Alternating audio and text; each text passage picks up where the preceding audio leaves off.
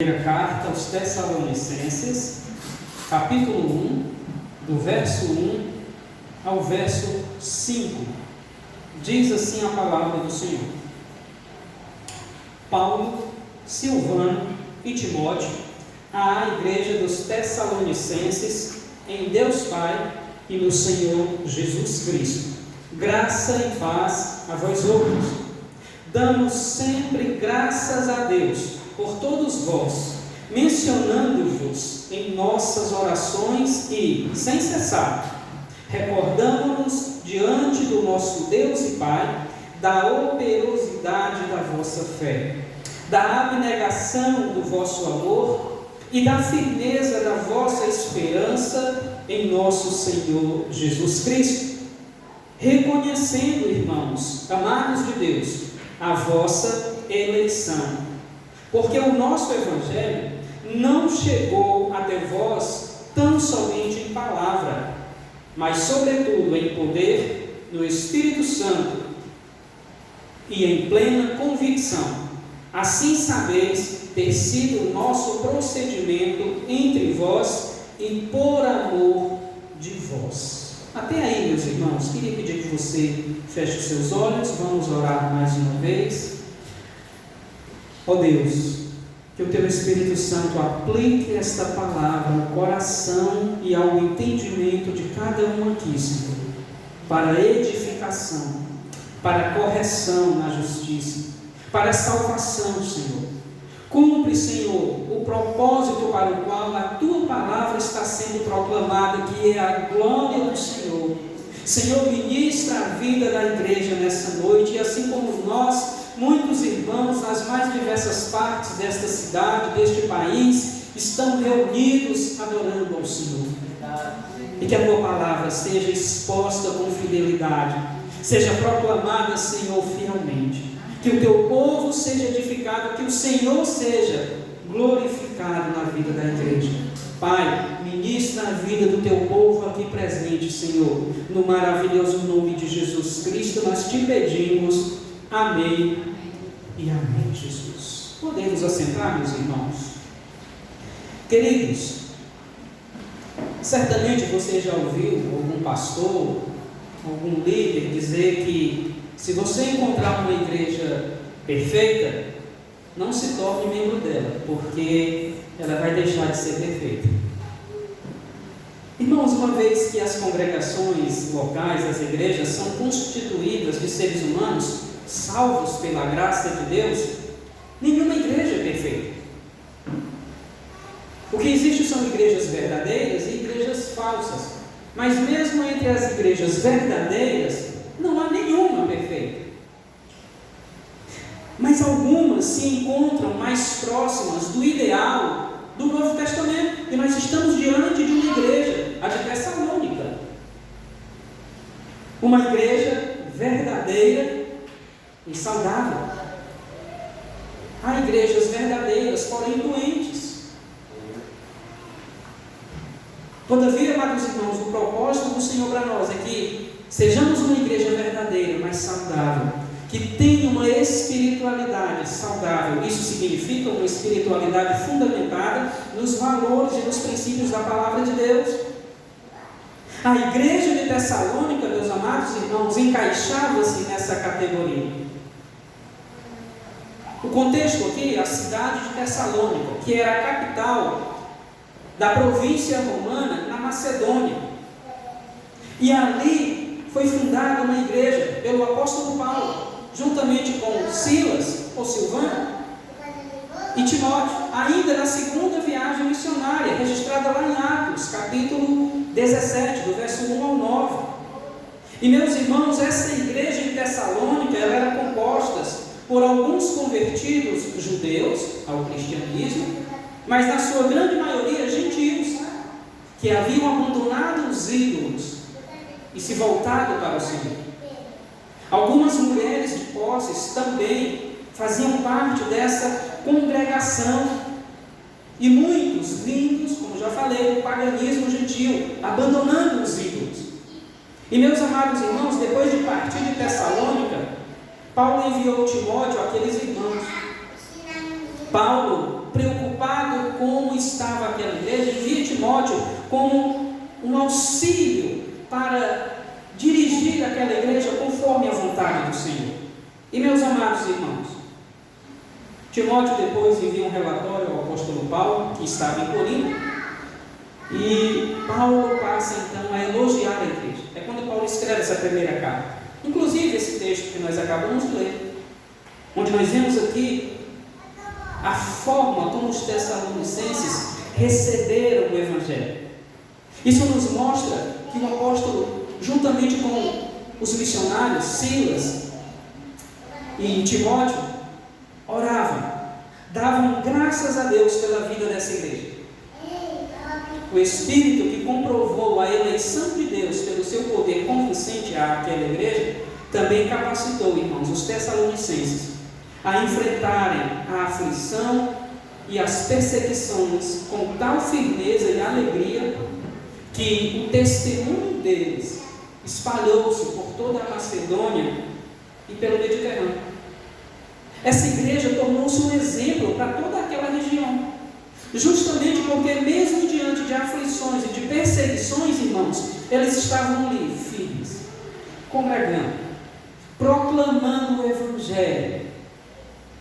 Mesmo muitos irmãos ali, inclusive um chamado Jason, que está lá em Atos, sendo preso, porque receberam ali os missionários, Paulo, Timóteo e Silvano, ou Silas. Mas vamos lá no verso 1, meus irmãos. Passada essa introdução, o verso 1 diz assim: Paulo, Silvano e Timóteo, à igreja dos Tessalonicenses, em Deus Pai e no Senhor Jesus Cristo. Graça e paz a vós outros. Irmãos, os remetentes da carta são Paulo, Silvano, que é a forma romana para o nome Silas, grego, Paulo, Silas e Timóteo.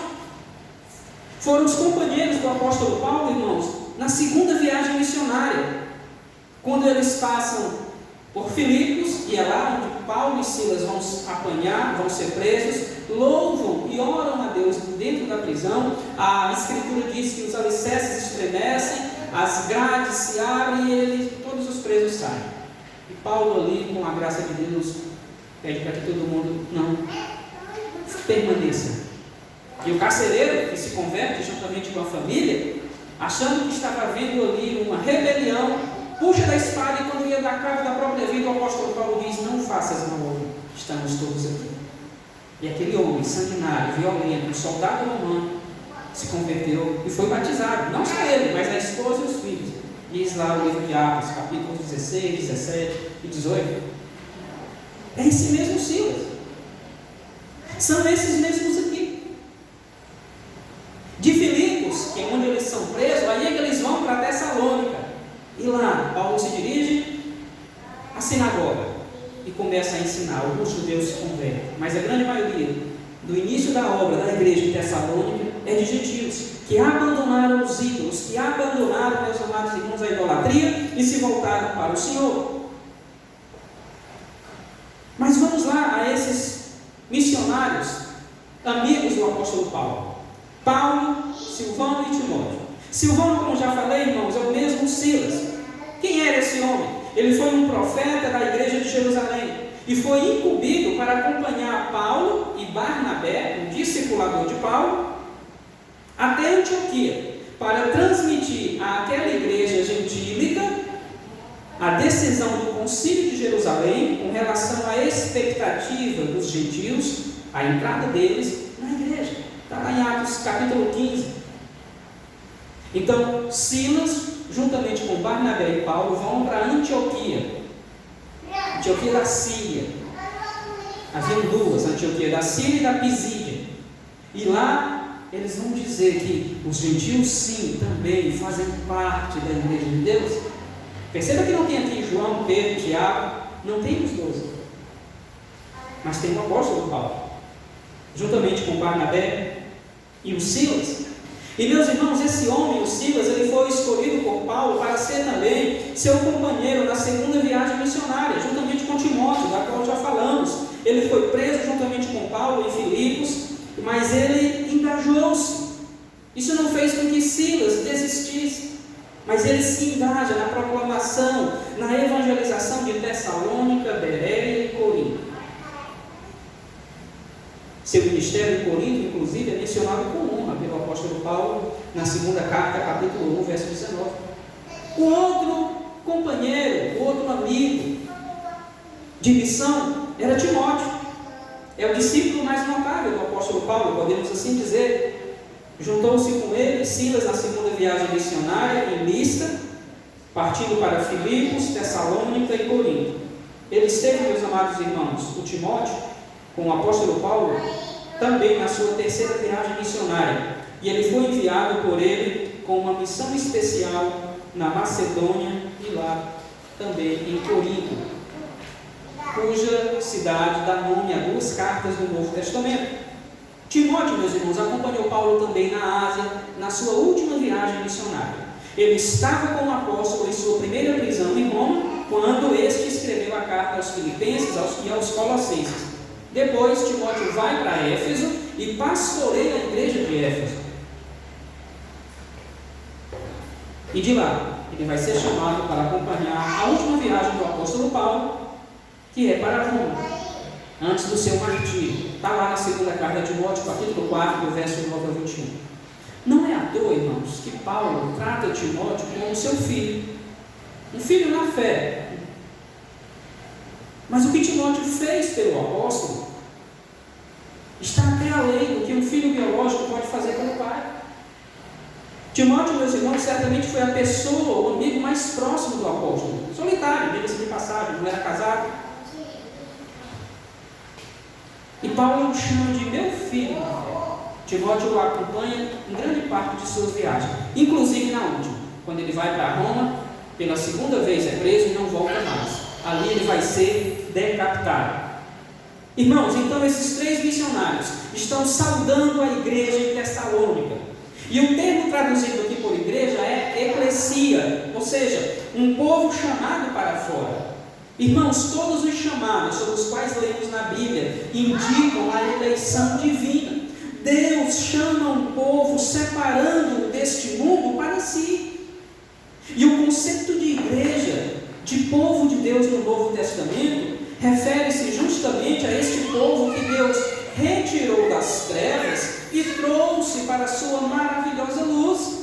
Isso é a igreja. O povo que Deus não permitiu continuar na sua vida pregressa, de desobediência, de pecado. Mas a partir do encontro com Jesus, do novo nascimento, essas pessoas têm suas vidas transformadas. Eles são vistos como construindo um grupo local de adoradores, como está em Éfeso 1:22, um corpo de crentes como um todo, do qual o cabeça é Jesus Cristo. Esse povo se reúne para cultuar a Deus.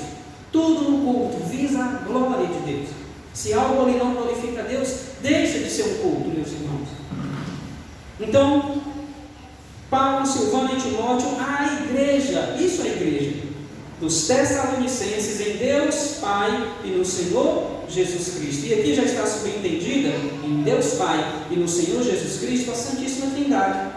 Porque se você for lá no verso 5, vai falar sobre o Espírito Santo.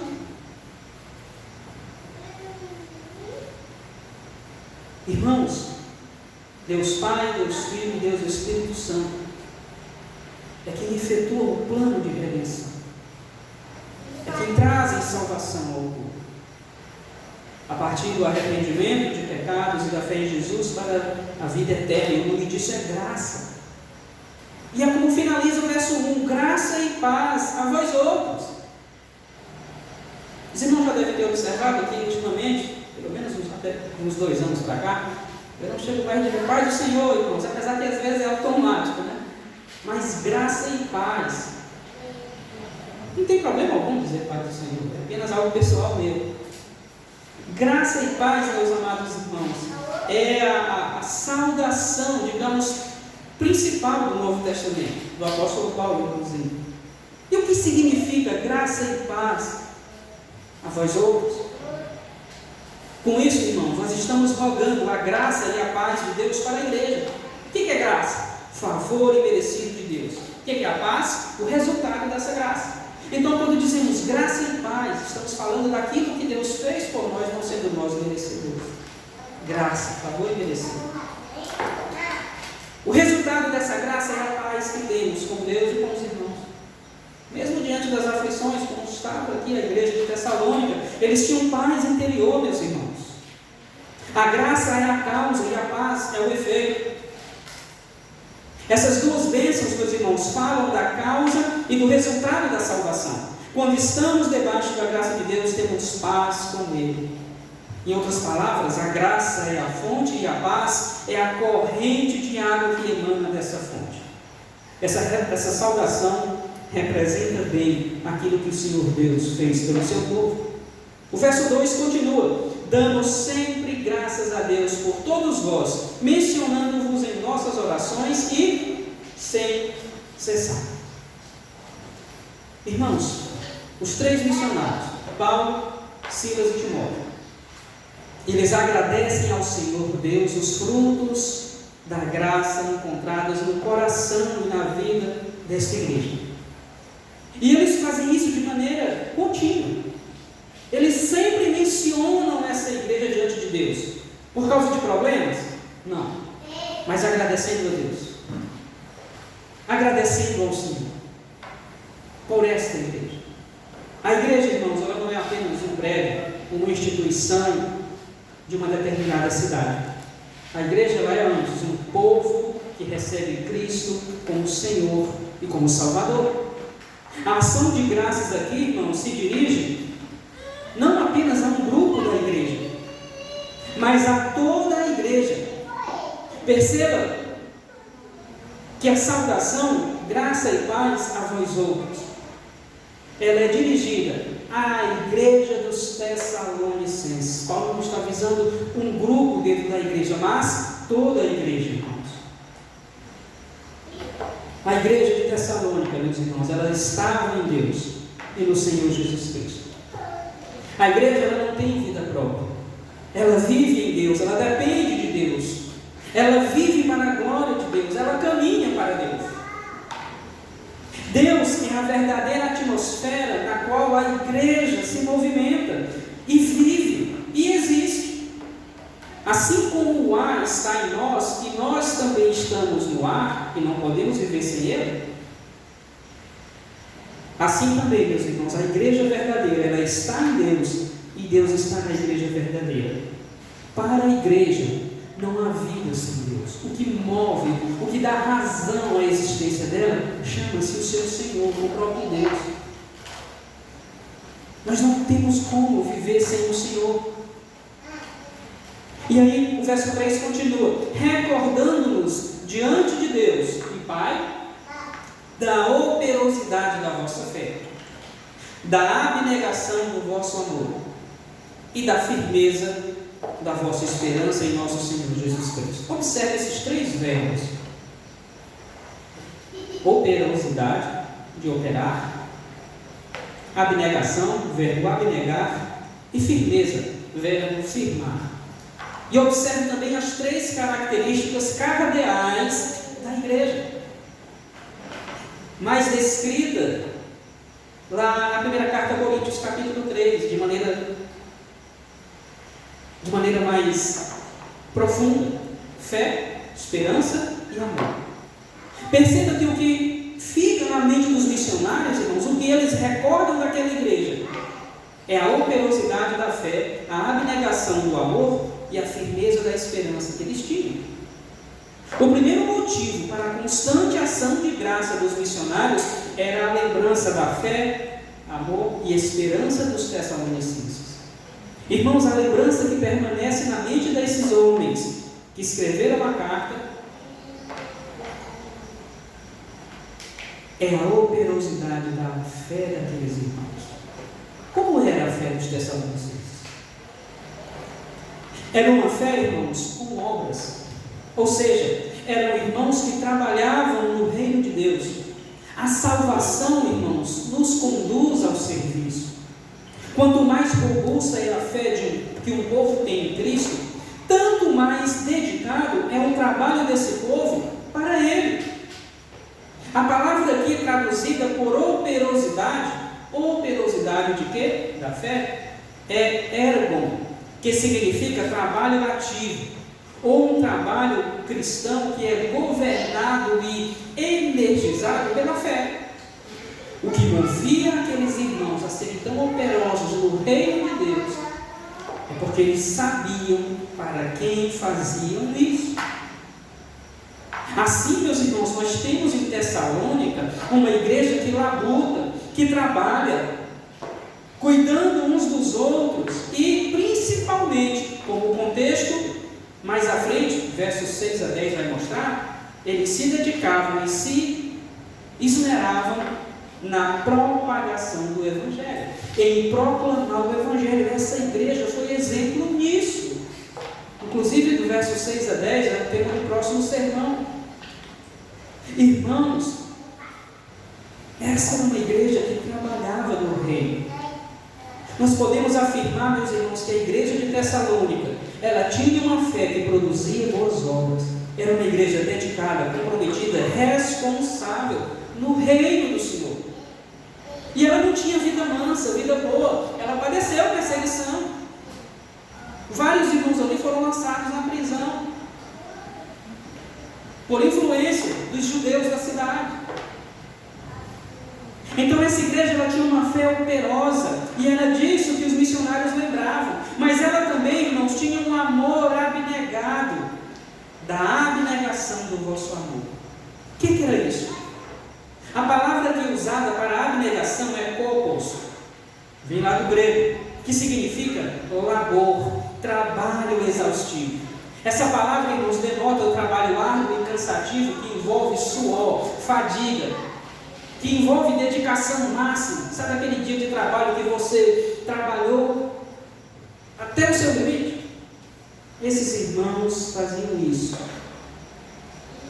Isso enfatiza o cansaço que decorre da utilização de todas as energias da pessoa. E eles faziam isso porque amavam ao Senhor. Isso era em prol do reino de Deus. Nós evidenciamos, irmãos, o nosso amor por Cristo diante daquilo ou por aquilo que fazemos para Ele. O que nós temos feito no reino do Senhor?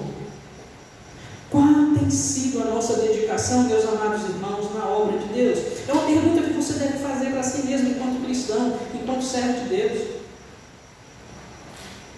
Qual tem sido, o quanto nós temos abnegado por causa do amor do Senhor, aberto mão de algumas coisas e nos dedicado com labor na obra e no reino do Senhor?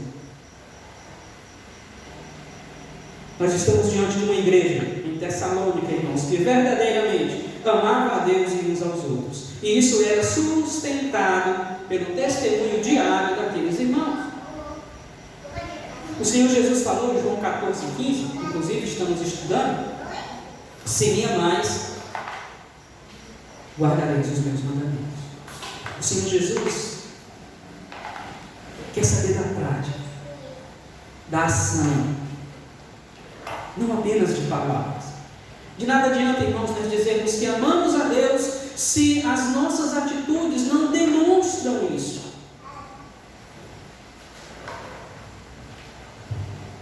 Tessalônica, o que ela dizia, ela vivia. Foi uma igreja, meus amados irmãos, que teve uma compreensão, um entendimento e uma prática do Evangelho, e mais, muito rapidamente, como pouquíssimas igrejas tiveram. O erro que achou-se em Tessalônica, e por parte de alguns, nós vamos ver isso depois, é que havia ali um grupo de irmãos que, por pensarem que Cristo viria logo, cruzaram os braços e não queriam trabalhar. E o apóstolo Paulo tratou de cuidar disso. Se não quer trabalhar, então não coma. Simples. Mas nós não vamos encontrar outros erros nessa igreja, ou erros graves nessa igreja. Ela é um exemplo para nós, irmãos. Ela tinha operosidade da fé, ela tinha um amor abnegado, que abria mão de muitas coisas para priorizar a vontade do Senhor. E ela tinha também uma firmeza de esperança. Vamos ler novamente o verso? Recordando-vos diante do nosso Deus e Pai da operosidade da vossa fé, da abnegação do vosso amor e da firmeza da vossa esperança em nosso Senhor Jesus Cristo. Meus amados irmãos, firmeza da vossa esperança. A esperança produz uma paciência que triunfa. Era esse o tipo de esperança dessa igreja. A igreja de Tessalônica estava com os pés na terra, mas com os olhos no céu. Ela servia no mundo, mas aguardava a glória do céu. Sua esperança não era vaga, não era firmada na areia, mas era firme. A palavra que Paulo usou aqui para firmeza é uma das mais ricas na língua grega. Firmeza da vossa fé. O que é firmeza? Vem do grego, meus amados irmãos, uponome, que significa paciência triunfadora. Ou seja, é o espírito que suporta as coisas, não com mera resignação, mas com uma viva esperança. É o espírito que suporta as coisas, porque sabe que elas estão a caminhos de um alvo de glória. A esperança dessa igreja, meus irmãos, é também reafirmada por Paulo em relação à volta do Senhor Jesus Cristo. Então, meus amados irmãos, nós temos na igreja de Tessalônica a fé, a esperança e o amor. As três virtudes cardeais, essenciais da vida cristã. E as três maiores evidências da salvação.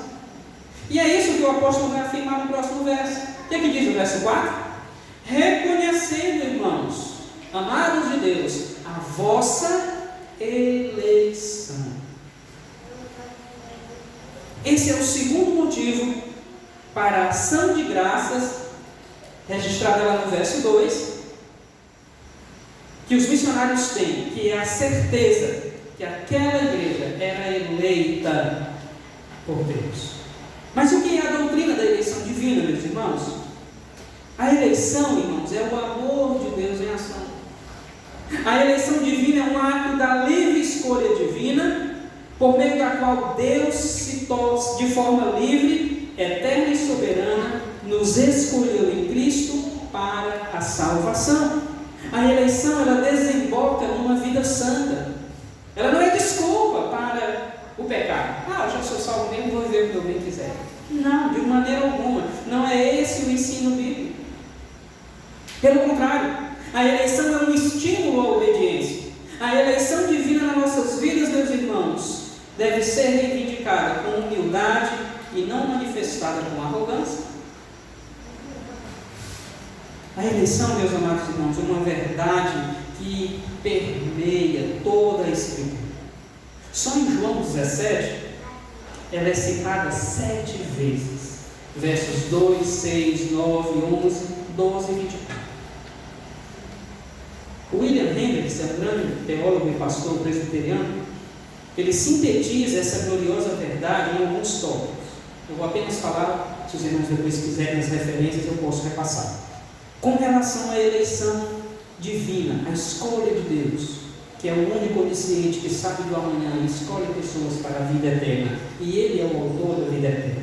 A eleição do Senhor é desde a eternidade, Efésios 1, do 4 ao 5. A eleição se torna evidente na vida de uma pessoa, verso 4 de Efésios 1. A eleição, meus irmãos, é soberana e incondicional, segunda carta de Timóteo 1,9. A eleição é em Cristo Jesus, o autor da salvação, novamente, Efésios 1,4. A eleição é para a salvação, Colossenses 3, 2 a 17. A eleição é para uma vida santa e irrepreensível, Efésios 1, verso 4 novamente. A eleição é mediante a fé na verdade e santificação do Espírito, segundo aos Tessalonicenses 2,13. A eleição é imutável e eficaz, Romanos 8,30. Por fim, a eleição tem como fim principal a glória de Deus, Efésios 1, do verso 4 ao 6. É Deus o autor da salvação. Paulo, Silas e Timóteo realmente sabem que estes irmãos, que esta igreja era eleita diante do Senhor, escolhidos por Deus. Eles sabem, meus irmãos, porque os fatos falam com tanta clareza. que a conclusão se torne inevitável, imediata, direta. O testemunho daquela igreja mostrava isso. E não foi algo somente por um tempo, foi enquanto existiam aqueles irmãos, pelo menos essa primeira geração. Foi uma igreja exemplar, foi uma igreja fiel a Deus, verdadeiramente saudável, que amava ao Senhor. E aqui, meus amados irmãos, ainda nesse verso 4, nós temos aqui uma declaração de que aquela igreja pertencia ao Senhor, que aqueles irmãos foram eleitos de Deus. Os missionários ficaram conhecendo os leitores, ou aqueles irmãos, os leitores desta carta, havia pouco tempo. E depois de brevíssima permanência entre eles, os três foram forçados a ir para outro lugar. Eles não permaneceram muito tempo em Tessalônica, mas apesar disso, eles não hesitam em declarar ações de graças por saberem que aqueles irmãos foram eleitos do Senhor. Irmãos, quem afirma ser um eleito de Deus, mas cuja vida não mudou, está apenas enganando a si mesmo. Deus transforma seus eleitos. Isso não significa que somos perfeitos, que não vamos errar, mas sim que possuímos uma nova vida, que não pode ser escondida, que não pode ser abafada, que não pode ser deixada de lado. A eleição não é um estímulo ao comodismo, mas uma razão imperativa para a santidade.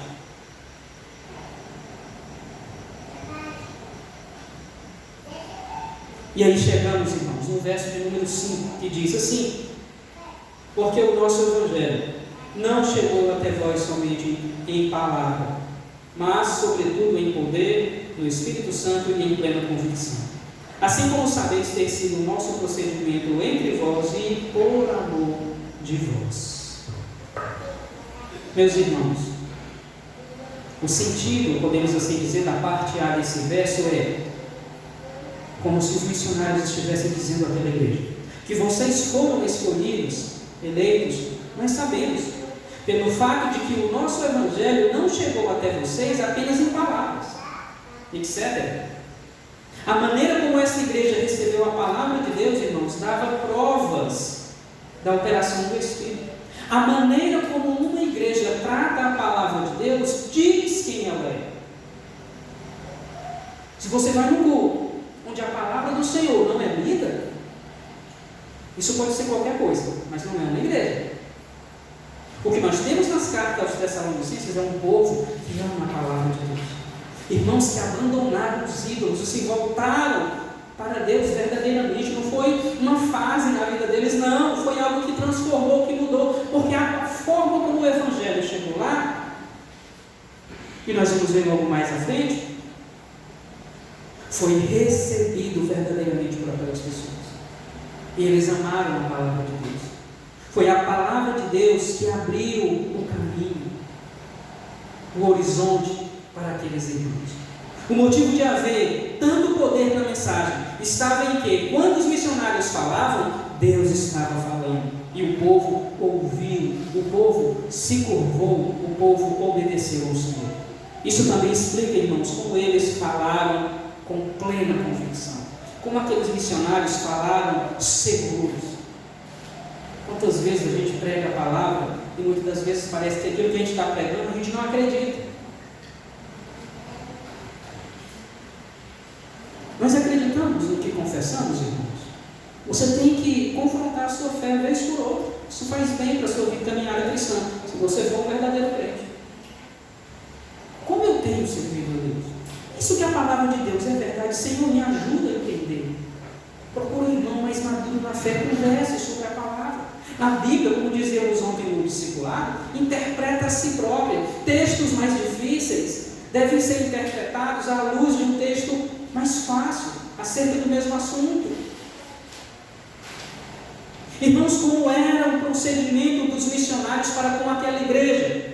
Veja que o verso 5, a parte A diz: porque o nosso Evangelho não chegou até vós somente em palavra, mas, sobretudo, em poder do Espírito Santo e em plena convicção. Parte B: assim como sabeis ter sido o nosso procedimento entre vós e por amor de vós. Paulo está dizendo: vocês sabem como foi o meu e o procedimento de Silas e também de Timóteo no meio de vocês.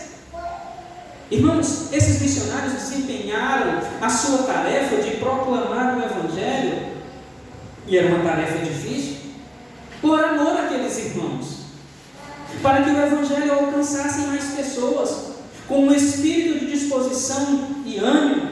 Eles tinham lido a Tessalônica, e numa época, meus amados irmãos, em que todo tipo de filosofia ambulante estava naquela região, e cada um exercia a sua profissão em favor de um benefício próprio, em favor de enricar. Não é muito diferente dos nossos dias. Mas a forma como os missionários foram a Tessalônica e pregaram a palavra de Deus mostrava, meus amados irmãos, que era algo que não buscava lucros. Pelo contrário, de maneira altruísta, eles pregavam a palavra de Deus. Os missionários viviam o que eles ensinavam e pregavam. A qualidade da mensagem era confirmada pelo caráter da vida dos pregadores. A vida exemplar dos missionários serviu como um livro aberto para que todos os homens pudessem ler e estabelecerem a credibilidade do poder da graça de Deus, essenciais para tornar a mensagem da redenção verossímil, verdadeira para aqueles pecadores. O Evangelho chegou até eles, irmãos, por meio do apóstolo Paulo e dos seus companheiros de viagem missionária.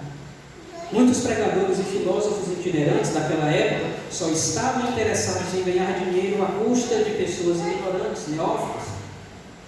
Mas o Espírito Santo usou a palavra com grande poder, por meio desses 3 missionários, que não visavam lucros pessoais, mas que estavam ali porque amavam a Deus e conseguiram transmitir isso para aquele meio. De tal forma que o amor dela também pela palavra era abnegado. Eles pregavam a palavra, eles tinham uma fé operosa que trabalhava em prol da igreja, e eles tinham uma esperança firme, inclusive com relação à volta do Senhor. A questão, meus amados irmãos, é que houve um impacto inegável naquela cidade quando lá os missionários chegaram para pregar o Evangelho. Tessalônica recebeu o Evangelho, e a igreja que ali foi iniciada pelos missionários prosseguiu firme. Concluindo, meus amados irmãos, nós ainda temos a ceia do Senhor. É clara a alegria dos missionários a verem o progresso espiritual e rápido desta igreja. É perceptível no conteúdo da carta, a alegria deles. Tessalônica destoou de Filipos, de Colossos, de Corinto, então. Segundo, irmãos, ao ler esta carta, nós deparamos também com a doutrina da Trindade. Os cristãos, eles creem em um Deus que existe na forma de 3 pessoas: Deus o Pai, Deus o Filho e Deus o Espírito Santo. É importante termos em mente que essas 3 pessoas participam da salvação. Isso nos ajuda a escapar dos extremos perigosos que negam a responsabilidade humana ou minimizam a soberania divina, pois a Bíblia ensina ambas. A soberania de Deus em nos salvar não retira a nossa responsabilidade cristã em ter uma vida que lhe agrade. E aqui também, meus amados, nós vemos sinais de um cristianismo vital, verdadeiro e real. Uma fé que opera. Aqueles irmãos deixaram os ídolos e se converteram a Deus. Um amor que labuta no serviço do Senhor, na proclamação do Evangelho, e uma esperança que se firma na paciência, inclusive aguardando a vinda de Cristo. O Senhor Deus, irmãos, é o autor da salvação. Ele elege os seus escolhidos. Uma igreja local deve ser constituída de eleitos, salvos pela graça de Deus. Inclusive a igreja, ela é também chamada de a comunidade dos eleitos. Na salvação, irmãos, a vontade inicial é sempre de Deus, não é da pessoa. Não foi eu nem você que escolhemos a Cristo. Ele que nos escolheu primeiro. Ele que nos chamou primeiro. A palavra de Deus deixa isso claro. A vontade da pessoa atua apenas em resposta à ação de Deus. Como Paulo deixa claro quando diz que os tessalonicenses haviam recebido a palavra, lá no verso 6, e se voltado dos ídolos para Deus, verso 9. Essas duas atitudes, ou essas duas respostas, descrevem a fé e o arrependimento, o que repetidas vezes Deus, ao longo da sua palavra, chama os pecadores a fazer. Por fim, meus irmãos, o Evangelho não é uma apresentação de uma ideia apenas, mas é a operação de um poder. Quando o Evangelho é pregado fielmente, o poder de Deus está em operação para a salvação dos homens, para a restauração, para a correção, tirando dos poderes da destruição e transferindo-os para uma nova vida. E foi isso que um dia o Senhor Jesus fez nas nossas vidas. Que nós aprendamos com esta igreja, irmãos, que muito tem a nos ensinar a sermos saudáveis espiritualmente, a não sermos cristãos doentes, mas saudáveis, porque essa é a vontade do Senhor para a nossa vida. Queria pedir que você ficasse de pé mais uma vez. Nós vamos orar ao Senhor e logo após passaremos para o momento da ceia do Senhor. Hoje é o primeiro domingo do mês e assim a nossa denominação procede. Feche os seus olhos, curve sua cabeça. Pai amado, que a Tua palavra seja aplicada pelo Teu Espírito ao coração do Teu povo aqui presente. Senhor, no nome de Jesus, o que nós queremos Te pedir é que nós possamos carregar as marcas de uma verdadeira igreja, que tem fé no Senhor, que ama o Senhor, que tem esperança no Senhor. Uma igreja, meu Deus amado, que vive para a Tua glória, uma igreja que labuta nesse mundo, uma igreja que ora, que trabalha para o Senhor. Meu Deus, desperta-nos a termos uma vida cristã radiante, vibrante no Teu reino, que glorifica o Teu nome santo. Nos ajuda, Senhor, a viver para a Tua glória, meu Pai. No nome de Jesus, cuida deste rebanho, Senhor, e nos ajuda a preservarmos a cada dia a nossa identidade cristã, fundamentada na Tua palavra, vivendo para a Tua glória. Nos ajuda a ser uma igreja, meu Deus, que vive a palavra, Senhor, o Evangelho, a Escritura, que não passa, mas permanece. Senhor, no nome de Jesus Cristo, nós Te pedimos e agradecemos. Amém e amém, Jesus. Glórias ao nome do Senhor. Aleluia. Podem sentar, meus amados irmãos.